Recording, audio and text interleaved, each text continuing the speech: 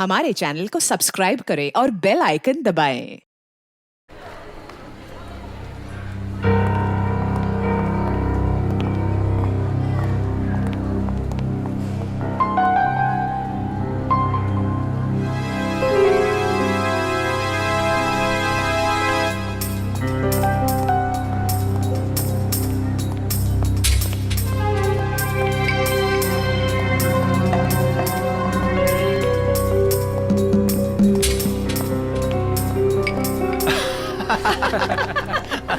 क्या पिक्चर थी यार, पैसे पूरे वसूल हो गए। मुझे कुछ खास पसंद नहीं आई यार, एकदम बकवास मूवी थी। ठीक कह रहा है ये, हीरो हीरोइन तो पूरे फ्लॉप थे। तुम लड़कियों का ना स्टोरी पे तो ध्यान रहता नहीं है, सिर्फ हीरो हीरोइन देखने आते हो। मुझे तो नहीं अच्छी लगी। क्या हुआ? काफी लेट हो गया, मम्मी को क्या जवाब दूंगी? अरे तू टेंशन मत ले, मैं हूँ ना, मैं तुझे घर ड्रॉप कर दूंगा। ओके।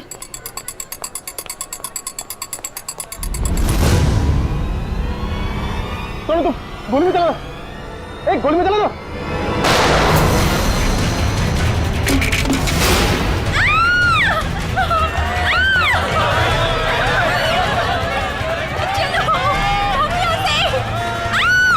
अरे गोली चलने की आवाज कहाँ से आई? जल्दी चलो। हे, हे, कौन है वहाँ? गोली किसने चलाई? अरे वो देखो, पकड़ो उसे, कौन है? पकड़ो उसे, पकड़ो।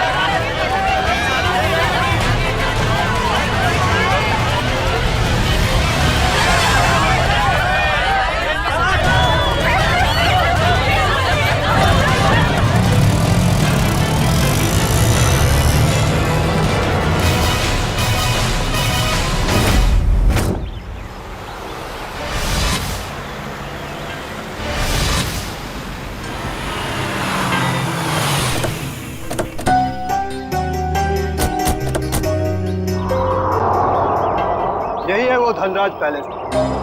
जितना बड़ा बंगला उतना छोटा दिल धनराज का। आज इसे सबक सिखा कर रहेंगे। चलो कम।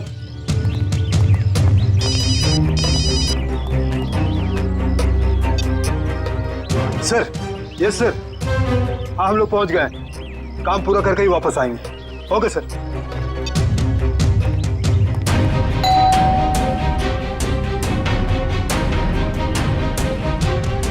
ये दरवाजा नहीं खोल रहा है, लगता है हम लोग को देख के भाग गए। तोड़ दो दरवाजा।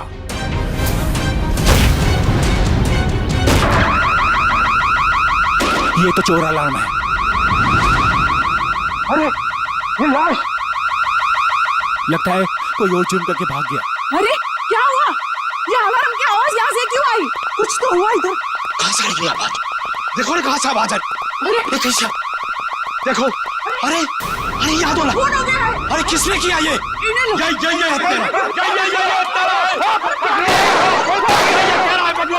पकड़ो इसे, ये भाग नहीं ना पाए। तुम लोग तो करो उनको। पकड़ो इसको। अभी मैं सीआईडी को फोन करता हूँ। हेलो,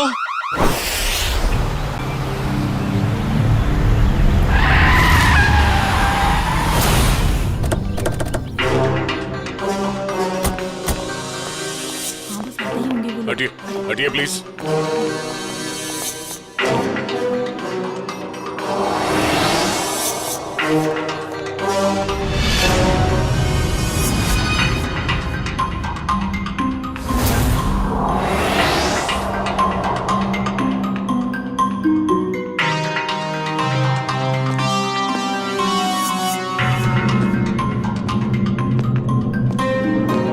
यहाँ एक चोर की मौत हुई है। सर मैंने तो फोन किया था आपको सर। ऑफिस के लिए घर से निकल ही रहा था तो मैंने सुना कि यहाँ पर बगलर अलार्म बज रहा है। आप सब धनराज जी के पड़ोसी हैं? जी सर, हम जब धनराज जी के घर के अंदर आए तो देखा 2 सूट और टाई पहने हुए लोग और उनके साथ और 2 लोग घर के अंदर मौजूद थे। हमें देखकर उन्होंने हवा में गोलियां चलाई और फिर अपनी कार में बैठकर निकल गए। सूट टाई पहने हुए गुंडे। आपने गाड़ी का नंबर नोट किया? जी हाँ। गुड। मयूर, नंबर नोट कर लो। जी बताइए क्या नंबर था? XYZ 2193। सर वो देखिए, 1, 2 और ये 3, तीनों फ्रेम्स खाली है। लगता है चोरी यहीं से हुई है। मास्क निकाल। अच्छा ये बताइए, इस घर में मिस्टर धनराज के अलावा और कौन कौन रहता है? अरे ये तो धनराज जी हैं।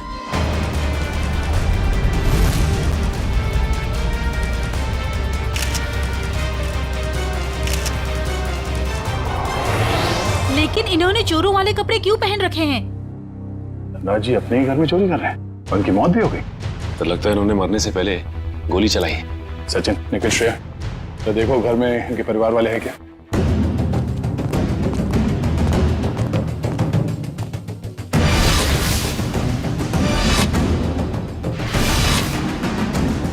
शरीर पे कहीं भी जख्म का कोई निशान नहीं है, तो फिर इनकी मौत कैसे हुई?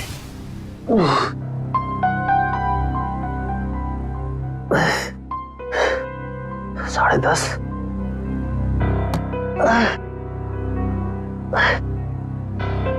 नवीन, कैसे भी करके इस मुश्किल घड़ी से जूझना होगा।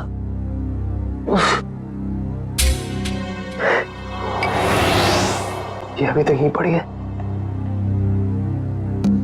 माँ ने देख लिया तो प्रॉब्लम हो जाएगी।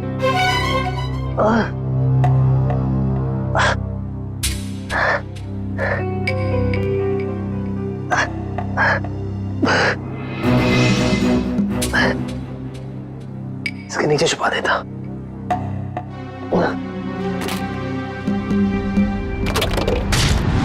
आप सब लोग जा सकते हैं। अगर जरूरत पड़ी तो फिर से बुला लेंगे।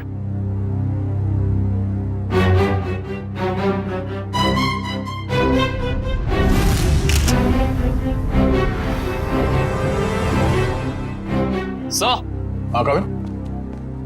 सर ये देखिए, सामने वाली दीवार से ये गोली मिली है।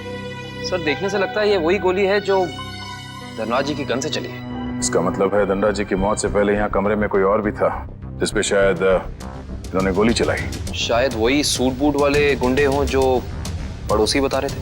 तो वो लोग थे या कोई और, ये तो तब पता चलेगा जब डॉक्टर सालुंग के इनके मरने का एग्जैक्ट टाइम बताएंगे। एक काम करो, एविडेंस बैग में डालो सर।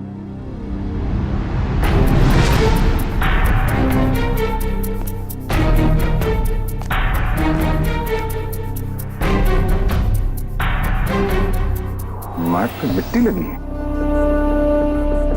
मयूर सर, तो देखना धनराज जी के जूते पे कीचड़ या मिट्टी लगा है क्या?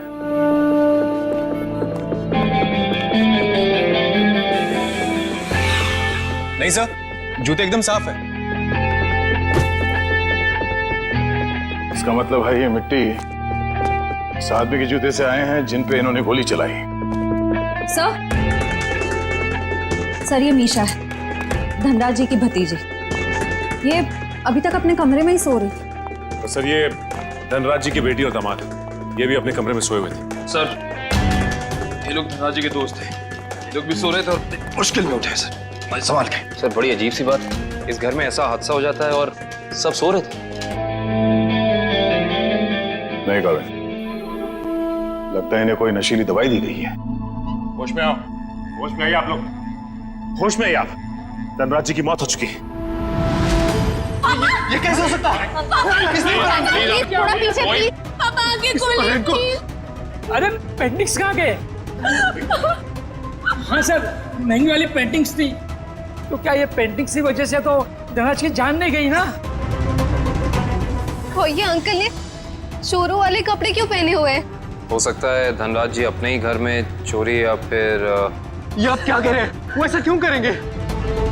अब इसका जवाब उनकी मौत से जुड़ा है। हेलो दयाल, मैं नवीन बोल रहा हूँ। अरे नवीन, क्या हुआ? काफी परेशान लग रहा है तू।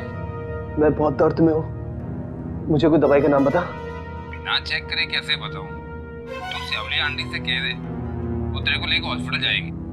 मैं कहीं नहीं जा सकता, तू मुझे दवाई का नाम बता। अच्छा ठीक है, जिम टिम PX9 30 mg ले लेना। नवीन, कब तक सोते रहोगे बेटे? दयाल तुझे बाद में फोन करता हूँ, ठीक है? नवीन, हाँ माँ। हाँ माँ। बेटे तुम्हारा चेहरा इतना पीला कैसे पड़ गया है? तबीयत तो ठीक है ना? रात को मैं देर से सोया था तो नींद पूरी नहीं हो पाई। आप मेरे लिए दवाई मंगा देंगी? हाँ मैं दवाई ला दूंगी। मैं तो बाजार जा ही रही थी सामान लेने के लिए, लेकिन तुम डॉक्टर को क्यों नहीं दिखा लेते? नहीं माँ, ये विटामिन की गोली है, दयाल ने बोली थी खाने के लिए। मैं ठीक हूँ। दवा का नाम क्या है? जिमटिम PX9 30 mg। अच्छा ठीक है, मैं लेती आऊंगी। ठीक है बेटा। ठीक।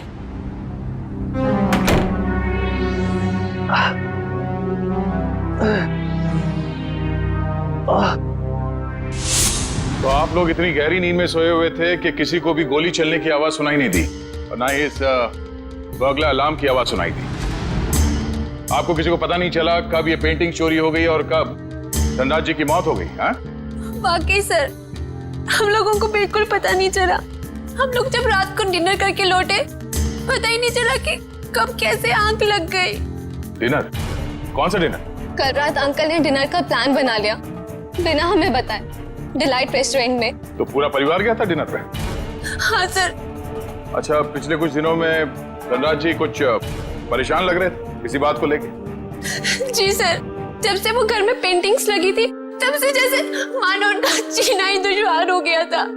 क्या मतलब? शुरू से बताइए, खुल के बताइए प्लीज। 33 करोड़?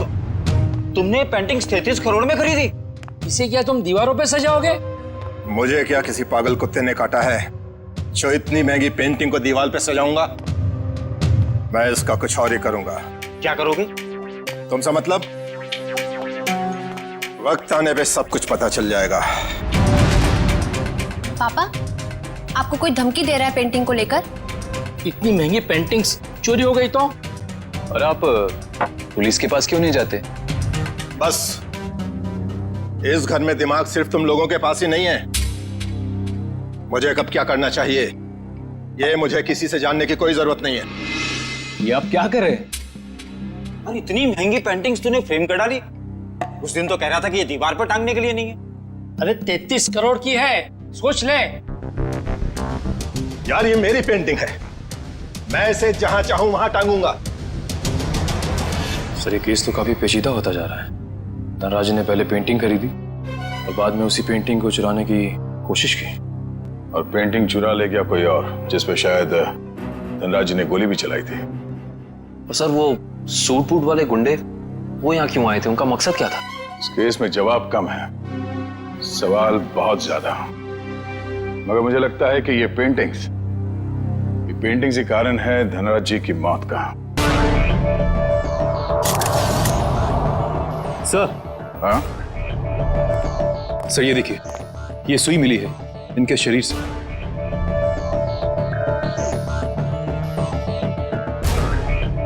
सर, ये खून सुई से हुआ है?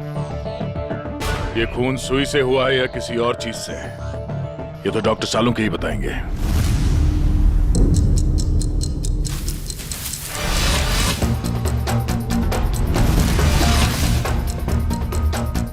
दिखने में चाहे तुम बहुत छोटे से हो, लेकिन हो बहुत घातक।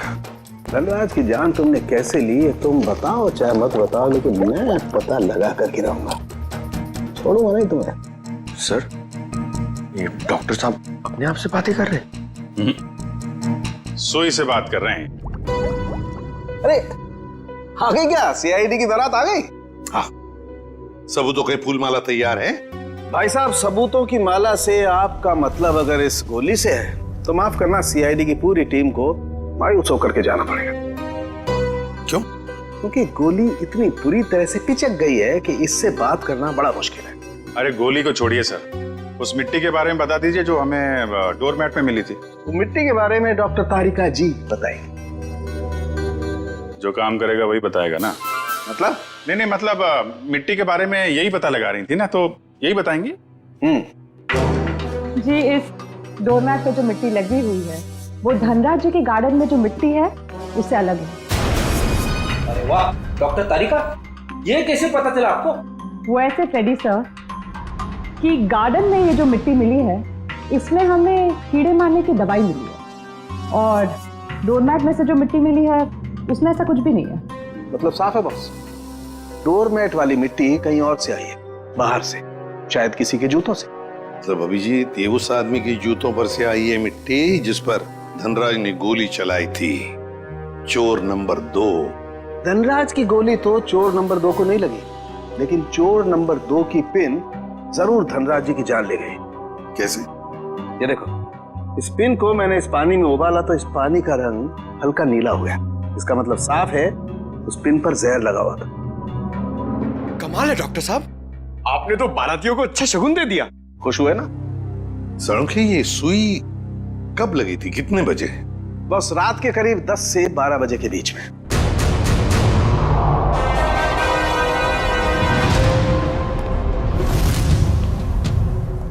सर वो इशिता सस्पेंड हो गई थी सर, तो उसका ज्वाइनिंग लेटर बन गया।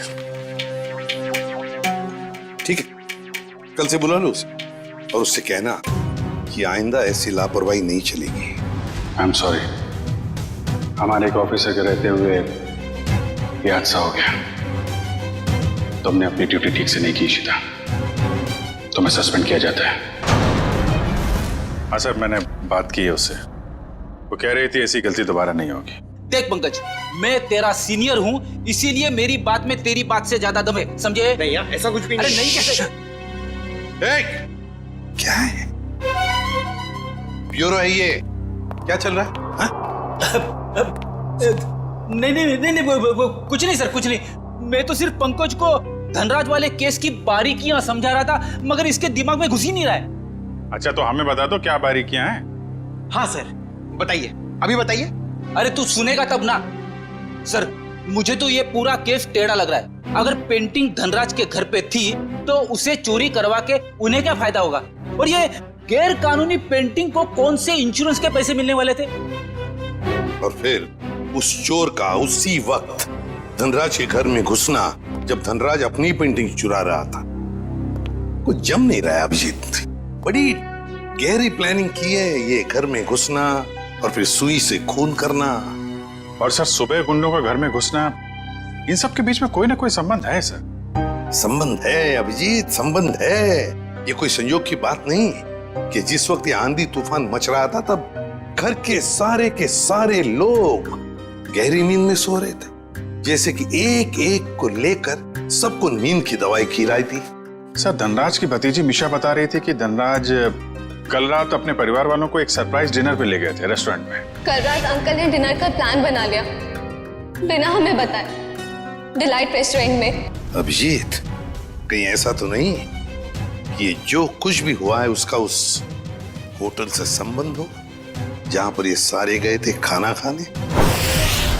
देखो, ग्राहक हमारे लिए भगवान समान है और उन्हीं की वजह से हमारा घर चलता है। चाहे उनका मूड अच्छा हो या बुरा, हमें सबका ख्याल रखना है।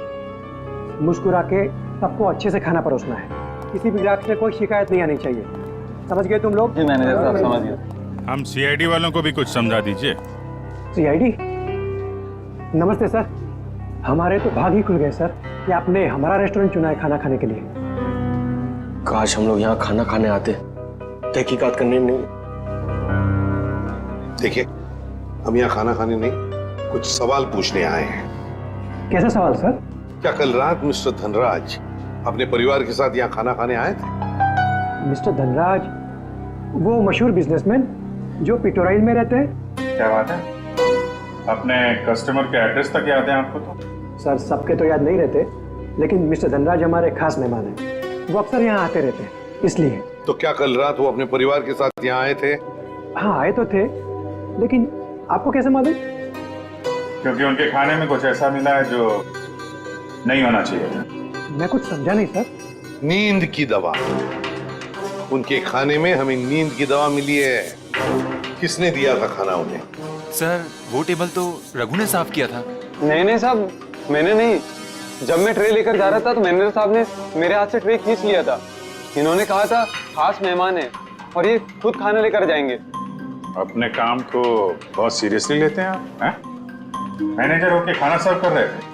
सर, आप मुझ पर शक कर रहे हैं?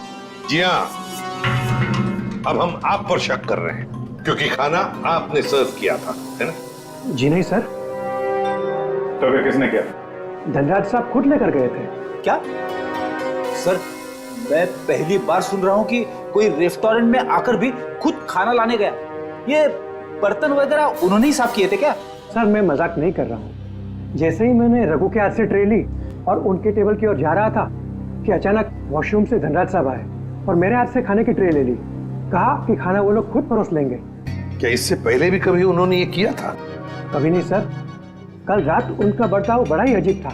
उन्होंने यहाँ खाना खाया भी नहीं, सिर्फ जूस पिया। अच्छा, सिर्फ जूस पिया सर, कुछ खाया नहीं, ताकि वो जागते रहे और सारा परिवार सो जाए। बिल्कुल अभिजीत, ये नींद की दवा और किसी ने नहीं मिलाई खाने में, धनराज ने ही मिलाई थी नींद की दवा।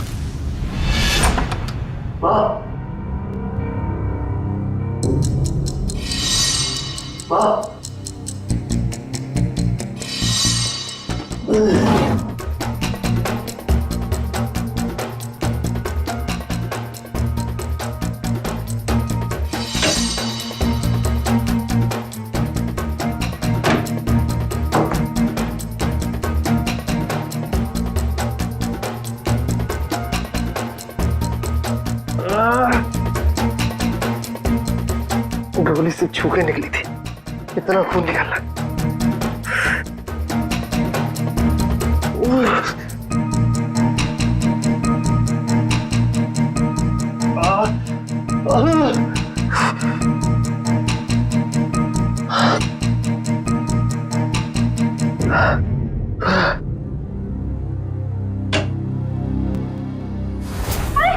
खून? तेरे हाथ में खून लगा है बेटा? माँ, मुझे गोली लग गई थी, लेकिन छू के निकल गई। गोली लगी थी? कहाँ लगी गोली? चल अस्पताल चल, अब भी अस्पताल चल। नहीं चल नहीं अस्पताल। नहीं, माँ मैं नहीं जा सकता। आप दयाल को फोन करके बुला लो। हाँ मैं बुलाती हूँ दयाल को। तू बैठे यहाँ, बैठे भगवान।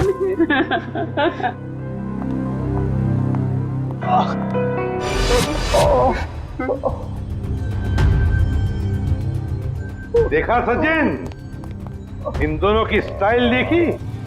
सूट बूट वाले गुंडे। वाह सर, हम गुंडे नहीं हैं सर। चुप! गुंडे नहीं हैं सर।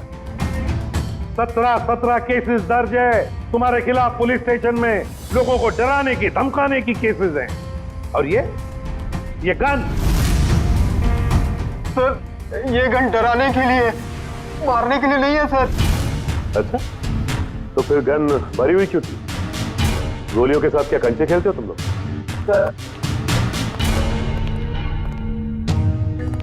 पीयूष, तूने हमें पकड़वाया? तेरे ऊपर हमने गन भी नहीं ताड़ी थी और तूने हमें पकड़वाया? सर, यही दोनों थे जिन्होंने मामा जी के घर पे आके तोड़फोड़ की थी। अच्छा सर, इसका हम पे कॉन्फिडेंस तो देखिए, हमारे पीछे चुप रहा है। चलो, किसी को तो भरोसा हुआ हमारी वीरता और शौर्य पर। ठीक है पीयूष, तुम जा सकते हो। Thank you sir. अब भी कुछ कहना है अपनी सफाई में? हाँ सर, हम गरीब इंसान है सर। हाँ सर। देखो, हमें सब पता चल चुका है। तुम दोनों की गाड़ी कोल ट्रैवल्स के नाम पर रजिस्टर्ड थी और उन लोगों ने बताया कि तुम दोनों, राजेश और सुरेश, वहां ड्राइवर का काम करते हो। हाँ। सिर्फ इतना ही नहीं, ड्राइवर के काम के साथ साथ गुंडागर्दी का भी काम करते हो। क्यों? नहीं सर, प्लीज सर, हमें बार बार गुंडा मत बोलिए सर। हाँ सर, हम रिकवरी एजेंट है। जो लोग पैसा उधार लेके वापस नहीं देते, हम सिर्फ वही पैसा वसूलते हैं। Recovery agent? धनराज के घर किस लिए गए थे तुम? ड्राइवरी करने के लिए या फिर उधार के पैसे वसूल करने के लिए? हाँ सर, उधार का पैसा वसूलने गया था। क्या? सर, ये दोनों झूठ बोल रहे हैं। धनराज एक बहुत ही अमीर आदमी था, उसे उधार लेने की क्या जरूरत पड़ेगी? सर, वो कंगाल आदमी था सर। वो जो बाहर से नजर आता था, वो बिल्कुल शोषा था, खोखला था सर। उसने 33 करोड़ उधार लिया था सर। क्या? कितने जीरो होते 33 करोड़ में, पता है पंकज? पता नहीं सर, मगर सुनने में बहुत भारी अमाउंट लग रहा है।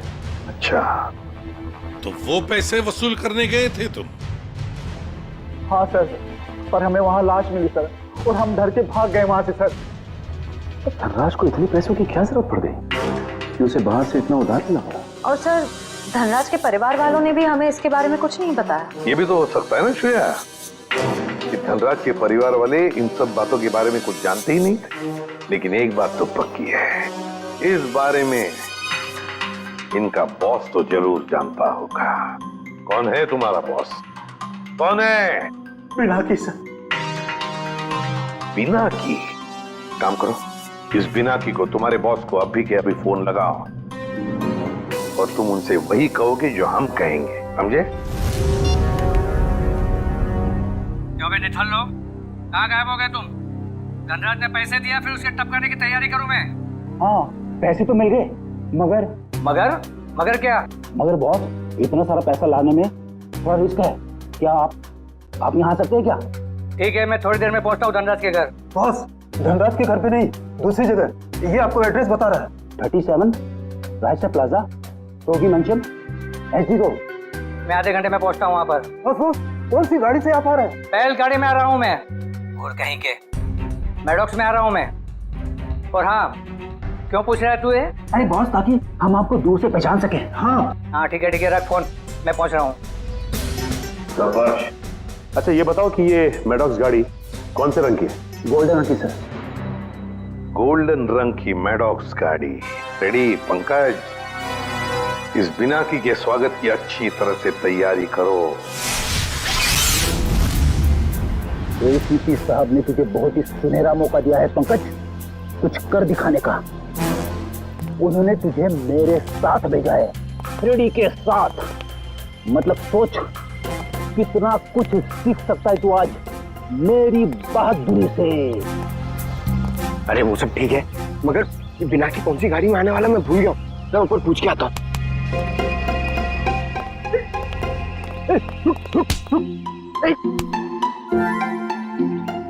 अबे उठ जा, मुझे मालूम है कौन सी गाड़ी है।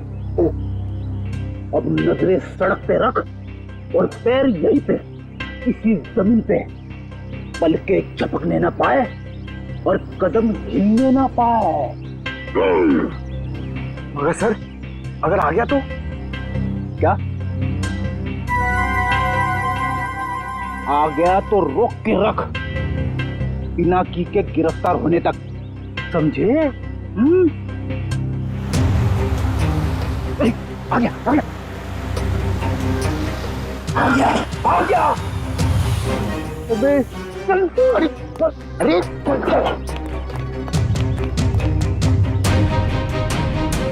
क्या करे सर, पकड़ लो उसे। अबे नहीं, जब तक मच्छी के मुंह में कांटा नहीं फंसता डोर को खींचना नहीं चाहिए। ठीक है सर, मैं मच्छी डोर और कांटा लेके आता हूं। क्या यार, कभी तो अक्लमंदी की बात किया कर। चुप। कहाँ गए दोनों?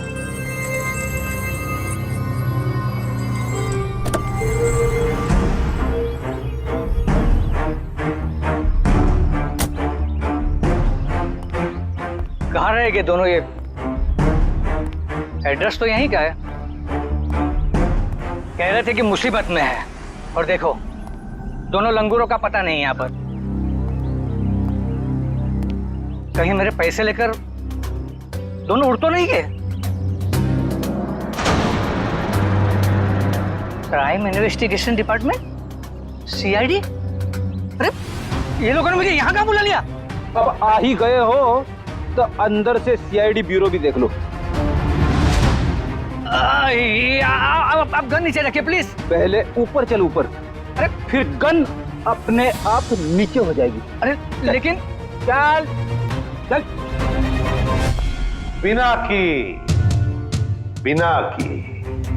बहुत पैसा है ना तुम्हारे पास, इसलिए पैसा बांटते फिरते हो, मगर सिर्फ उन लोगों को पैसा बांटते हो जिनकी ना हिम्मत है ना हैसियत पैसा लौटाने की। क्यों? और फिर उन लोगों को डराते हो। नहीं सर, मैं तो सिर्फ जरूरतमंद लोगों की ही मदद करता हूँ सर। और सर, जरूरतमंद लोगों की मदद करना तो अच्छी बात होती है ना सर। और हाँ, एक बात है, जब लोग ब्याज के साथ पैसे देते हैं ना सर, तो मेरा भी कुछ भला हो जाता है सर। और जब कोई पैसा नहीं लौटा सकता तब तो ऐसे मुश्तरों की मदद लेनी ही पड़ती है सर। और इसीलिए तुमने इन दोनों को भेजा था धनराज के घर पैसा वसूल करने के लिए। क्यों दिए थे इतने सारे पैसे धनराज को? नहीं सर, मैंने धनराज के घर किसी को नहीं भेजा सर। और सर, धनराज के घर चोरी हुई है ये तो आप जानते हैं ना सर। हाँ, कीमती और नायाब पेंटिंग्स चोरी हो गई थी। हाँ, उस पेंटिंग्स की कीमत 33 करोड़ रुपए थी सर। 33 करोड़। धनराज ने किसी खुफिया नीलामी से खरीदा था उसे। लेकिन एक बात बताऊं सर, उस वक्त उन पेंटिंग्स को खरीदने के लिए धनराज के पास ढेला भी नहीं था सर। तो इसीलिए धनराज ने तुमसे ये 33 करोड़ उधार लिए? जी हाँ, 17 करोड़ मुझसे लिए थे सर, और बाकी के 16 करोड़ किसी और से। लेकिन सर, जब पैसे लौटाने की बारी आई ना, तो उसके पेट में अचानक दर्द होने लगा सर।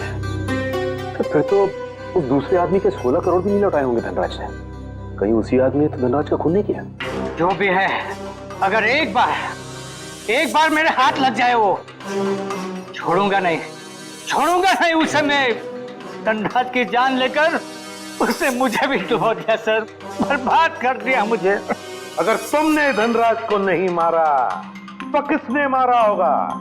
कौन कर सकता ये? बताओ जल्दी। पक्के से तो नहीं कहता सर, लेकिन हाँ, एक आदमी है सर, एक आदमी है जो आपके काम का हो सकता है। और वैसे भी अब मैं अकेला क्यों डूबूं? उसे भी साथ लेकर डूबूंगा मैं। जरूर डूब जाए, मगर डूबने से पहले हमें उस आदमी का नाम बताना जो हमारे काम का है। क्या नाम है उसका? नवीन नाम है उसका सर। घबरा मत बेटा, सब ठीक हो जाएगा, दयाल आता ही होगा। तूने मुझे बताया क्यों नहीं कि तुझे गोली लगी है? मैं आपको बता नहीं पाया। अब मैं क्या करूं? अब क्या होगा? अस्पताल फोन करती हूँ। मैं बेमौत मारा जाऊंगा। नहीं, दयाल के अलावा किसी को कुछ पता नहीं। लगता है दयाल आ गया। अच्छा किया दयाल तुम आ गए। नवीन ने देखो क्या हालत बना रखी है अपनी। नवीन, अरे तुझे गोली लगी है? गोली लगी नहीं, गोली छू के निकली। सुन, मैं बस तो जाऊंगा ना। हाँ हाँ, ज्यादा खून नहीं निकला है, तुम्हारा ऑपरेशन करना पड़ेगा। ये देखिए सर, यही है वो नवीन। मीनाक्षी, तुम यहाँ? ये सब लोग कौन है? सीआईडी। सीआईडी? क्या हुआ है? मेरे बेटे को गोली लगी है सर। ये गोली कैसे लगी तुम्हें? सर प्लीज, अभी ये सवाल पूछने का वक्त नहीं है। अभी से हॉस्पिटल लेकर जाना पड़ेगा एम्बुलेंस में। सर मैं एम्बुलेंस को फोन करता हूँ। मतलब धनराज ने आपको मेरे बारे में सब कुछ बता दिया। क्या आप लोग मुझे इस हालत में गिरफ्तार करेंगे? इस हालत में जरा देखे तो सही।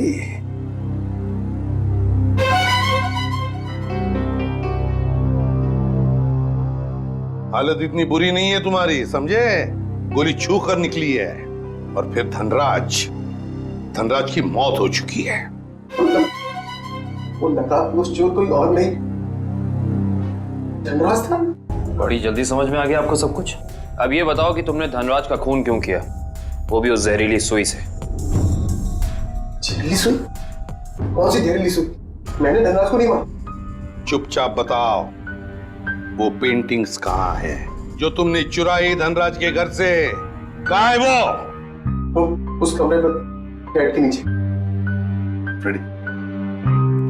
सर, ये नवीन ही था जिसे उन पेंटिंग्स की धनराज से भी ज्यादा जरूरत थी। वो 33 करोड़ रुपए जो लौटाने थे माफिया वालों को। देखिए, मैंने धनराज को नहीं मारा, वो सब लोग मेरे पीछे पड़े थे। सर, अब आप लोगों का काम हो गया, मैं जाऊं प्लीज? चुपचाप यहीं खड़े रहिए। क्या आपको लगता है कि मैंने धनराज को मारा? तुमने नहीं मारा धनराज को, हैं? तो फिर किसने मारा? तुम ही गए थे ना उधर। जब मैं वहां पे गया तो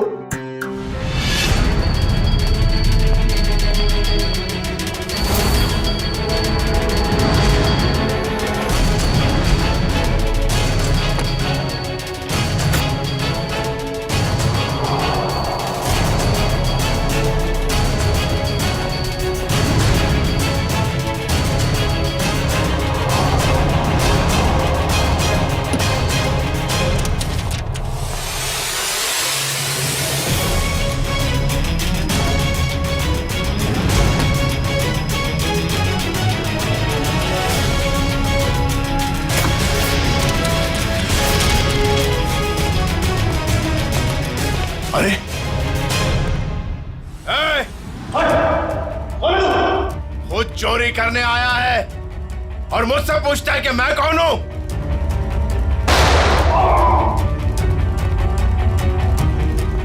भागता किधर है? रुक रुक रुक जा। अरे और जब मैं धनराज के घर से पेंटिंग लेके भागा तो उसके घर के बाहर एक कार खड़ी थी और वो मेरे पीछे लग गई और मैं बचते बचाते मॉल में घुस गया।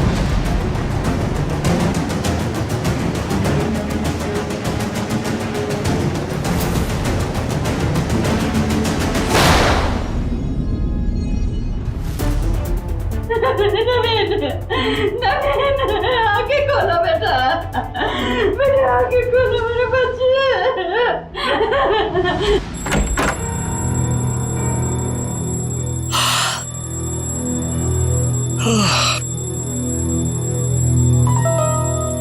इतनी सुबह सुबह अलार्म लगाने की क्या जरूरत थी?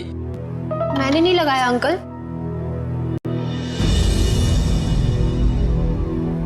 अरे ये पेंटिंग्स कहां से आ गई वापस?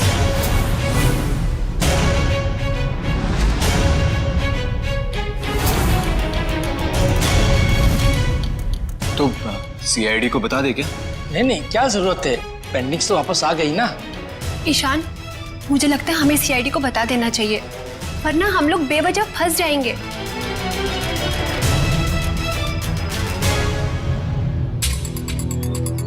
सर एक बात समझ में नहीं आ रही, हमने वो पेंटिंग वापस घर में क्यों लगाई? क्योंकि मुजरिम घर का ही कोई आदमी है और उस पेंटिंग को घर में वापस लगा दे, वो कोई ना कोई हरकत जरूर ऐसे करेगा जिससे उसके सारे पत्ते खुल जाएंगे। सर, सारे परिवार वालों के फोन टैप करने को कह दिया, अब मुजरिम हमसे बच नहीं पाएगा। गुड।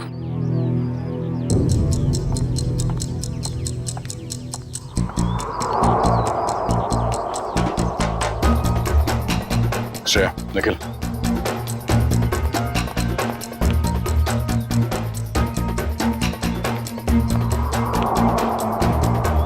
ये दोनों तो आपस में काफी खुसर फुसर कर रहे हैं। अभी तक धनराज के पैसों पे ऐश कर रहे थे, अब देखना पड़ेगा उनकी मौत के बाद इनके आगे का प्लान क्या है। सचिन, मयूर,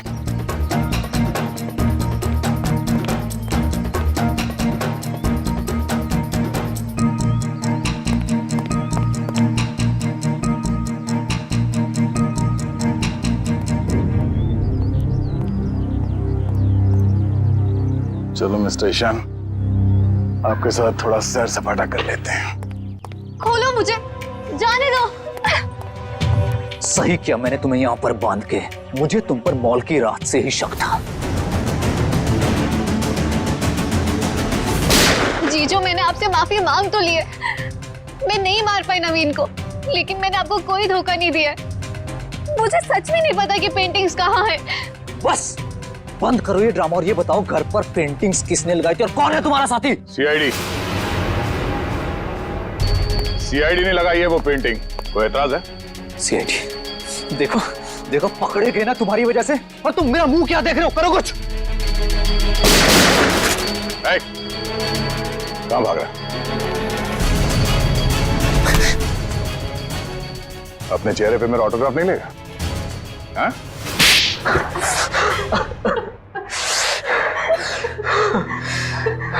ससुर जी ने मुझसे 20 करोड़ रुपए उधार लिए थे, जिसमें से 16 करोड़ पेंटिंग्स के लिए, और ससुर जी की आर्थिक स्थिति ऐसी नहीं थी कि वो मेरे पैसे लौटा सके। भाई शान, और फिर तुमने उन्हें मार दिया।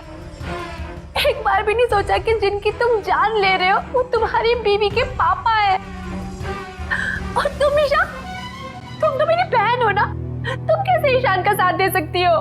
दी, अंकल ने तो मुझे कभी प्यार ही नहीं किया, हमेशा मुझे सिर्फ एक बोझ समझा। तो ईशान ने तुम्हें अपने प्लान में शामिल कर दिया, पेंटिंग्स बेचकर 33 करोड़ रुपए पाने का। हा? तो क्या गलत किया? ससुर जी के पास पैसे तो थे नहीं, सारी शान और शौकत मेरे दम पर थी। मुझे मौका मिला, मैं पीछे नहीं हटा। बहुत बड़ी गड़बड़ हो गई है धनराज जी। वो 33 करोड़ की पेंटिंग बेचने के लिए नहीं थी, अब वो चोरी का माल हो गई। क्या बकवास कर रहे हो तुम? फंसा दिया ना मुझे, अब मैं उन्हें बेचूंगा कैसे? वो तो पता नहीं, लेकिन गवर्नमेंट एजेंसीज ने उसकी तलाश शुरू कर दी है। वो कभी भी आप तक पहुंच सकती है।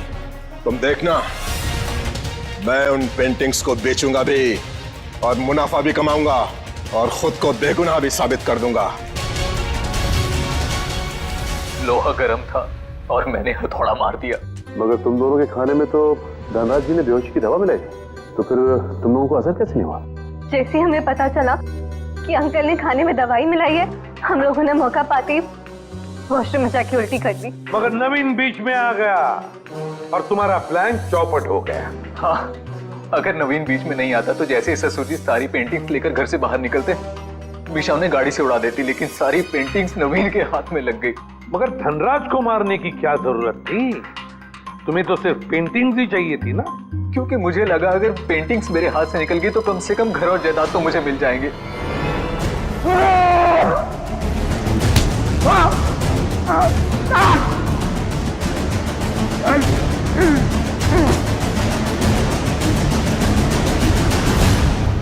गलती हो गई, हमें माफ कर दो, दोबारा ऐसा नहीं होगा। पैसों की लालच में तुम दोनों ने अपने परिवार के एक को मारा है, अपने ही परिवार के। अगर फांसी से बढ़कर कोई सजा होती ना तो वो तुम्हें मिलती। काश मैं ले जाओ इन दोनों को। चलिए चलिए मैम।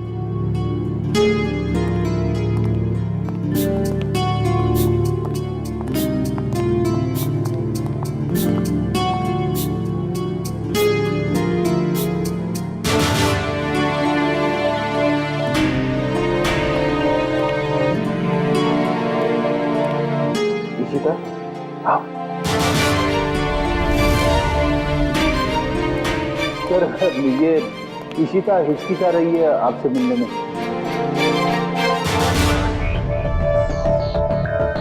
क्यों हिचकिचा रही हो? सॉरी सर, पूरे सस्पेंशन पीरियड में मैं सिर्फ यही सोचती रही कि जब मैं वापस ड्यूटी पे आऊंगी तो आपसे नजरें कैसे मिलाऊं। अपनी गलती का एहसास हुआ तुम्हें? गलती ही नहीं सर, एक बोझ है ये मेरे ज़मीर पर जो हमेशा रहेगा, शायद मेरी आखिरी सांस तक। सर, तुम्हारी तो अभी शुरुआत है। सीआईडी के रास्ते पर आगे चलकर तुम्हें कितने तरह के कांटों पर से गुजरना पड़ेगा पता नहीं है तुम्हें, लेकिन एक बात जरूरी है कि हर सीआईडी ऑफिसर को अपनी गलतियों का एहसास होना चाहिए, अपनी गलतियों से सीखना चाहिए और दोबारा गलती कभी दोहरानी नहीं चाहिए। समझी? काम पे लग जाओ।